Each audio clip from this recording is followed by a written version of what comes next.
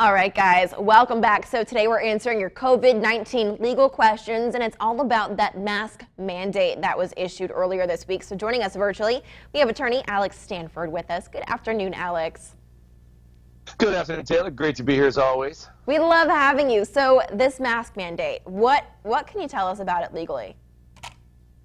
Okay, so this is a heavy document, and what I can tell you is there are three main components of the mandate. The first is the mask mandate itself. The second is the restriction on gatherings to 50 people, and the third is the closure of bars. And while it may seem kind of common sense, like, hey, we want to do social distancing, we need to wear a mask, obviously we don't want to spread the virus, it's a good idea. But when it comes to executive action, there are these procedural and constitutional burdens that have to be satisfied in order for it to be a valid executive order.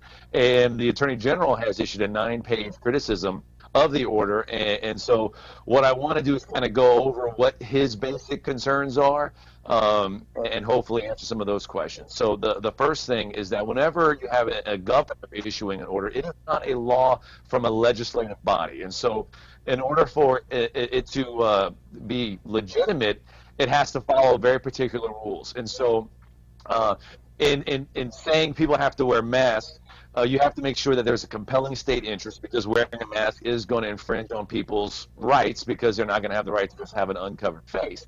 One of the issues the AG has is that the compelling state interest that was given initially by the governor was the health system. We did not want it to be overloaded with COVID-19 cases where people needed respirators. And so he used that to say, look, we're going to have to really shut everything down because we have to make sure that our capacity to treat people is not exceeded, because if that happens, we're in a whole mess of trouble. And that was a good idea.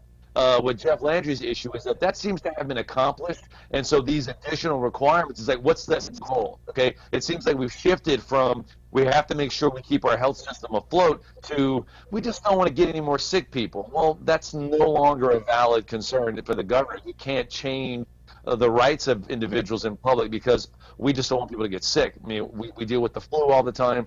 So that's one issue. The other issue is in the way that you implement such a restriction, you have to have narrow tailoring, you have to have proper enforcement. You can't be too vague, you can't be too broad. And when you read the language, he's got all these questionable exemptions about people who may have health issues, young people. And it's like, well, how are we going to achieve our goal if you give all these loopholes for people? There's also enforcement issue because your businesses become enforcement of the government, which is kind of a problem. And have the idea of going to enforce these things because you have to questioning that raises the amendment issues. And so it's like to be exempt of this unless you have asthma. It's okay. So to map it out. And then the third what are the statistics that are different that need to shut? It seems arbitrary. So you have with his stated purpose, problem with he's defining it the way he's defining it, and so it's on him. So in closing, while it's like this is to a restriction, there are a couple of main directives. And the first, seatbelt law passed by the legislature, so different in its definition. And the second thing is that a seatbelt very minimal infringement on your rights, because when you're even know that you have it on there, is when the infringement with a mask mandate, the infringement is literally in your face, so everybody knows about it. Sweating, you're not breathing well. It's very difficult. It's a constant nuisance, and so you better have a really compelling interest, and it appears that the really have there. So there are some distinctions from seatbelt laws, and we're going to see lawsuits filed. Businesses get fined, and I've already heard that businesses are not happy. It's a real interesting story to keep your eye on. I hope I haven't gone too fast.